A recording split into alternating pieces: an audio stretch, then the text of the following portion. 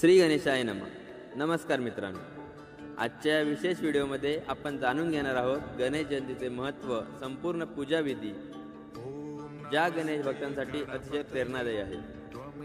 माघ शुक्ल चतुर्थी ही गणेश जयंती म्हणून साजरी केली जाते. यंदा ही जयंती 1 फेब्रुवारी 2025 रोजी येत आहे आणि या दिवशी रवियोग, परिघ योग आणि शिवयोग येत आहे. या योगांची माहिती, योगांचे मुहूर्त मी तुम्हाला व्हिडिओमध्ये शेवटी सांगणारच आहे. चला तर मग जाणून घेऊया गणेश जयंतीची संपूर्ण माहिती. गणपती बाप्पांचा जन्मदिवस माघ शुक्ल चतुर्थीला साजरा केला जातो.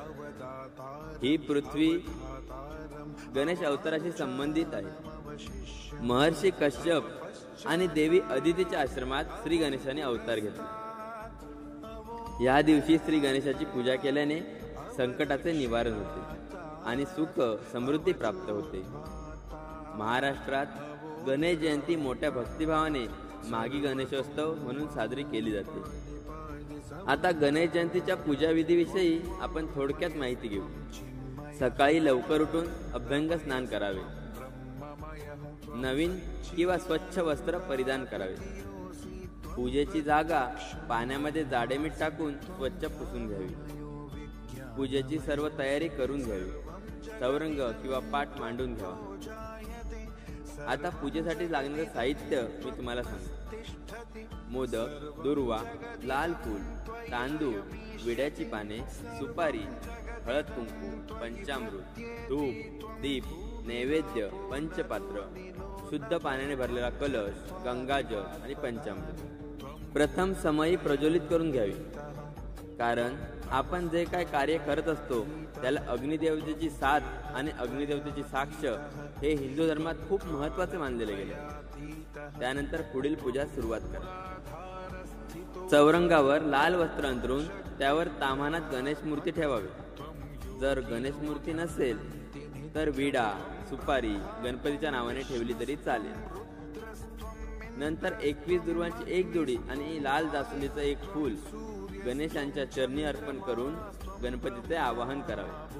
आवाहन करताना ओम गंग गणपतये नमः हा मंत्र 11 वेळा म्हणावा. त्यानंतर पूजेचा संकल्प करावा.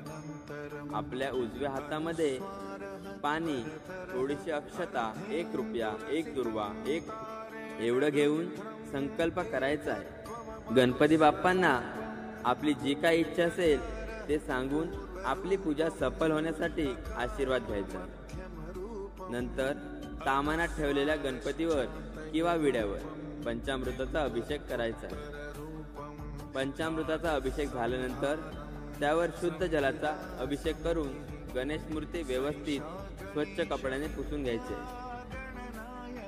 व ते आपल्या मूळ जागी ठेवायचे किंवा चौरंगावर विराजमान केली तरीही चालेल. त्यानंतर गणपतीच्या 2 बाजूला 1-1 असे 2 विडे मांडायचे रिद्धी आणि सिद्धीच्या नावाने, आणि समोर 2 विडे कुलदेवता आणि ग्रामदेवतेच्या नावाने मांडायचे. हे मांडून झाल्यानंतर गणपतीची पंचोपचारे किंवा षोडोपचारे पूजा करायची. मी इथे पंचोपचार पूजेची विधी सांगणार आहे. प्रथम स्वतःला गंध लावून घ्यावे. नंतर पूजेची सुरुवात करावी. गजाननाला गंध लावून घ्यावे. अक्षता लावावी. नंतर लाल फुलं अर्पण करावी. त्यानंतर ओम गंग गणपतये नमः किंवा गणेश अथर्व शीर्ष किंवा तुमचा आवडता गणेश मंत्र म्हणून 108 दुर्वा अर्पण करावी, कारण दुर्वांमध्ये गणेशाचे तत्व आकृष्ट करण्याची क्षमता ही सर्वात जास्त असते. त्यानंतर गणपतीला धूप दाखवावा.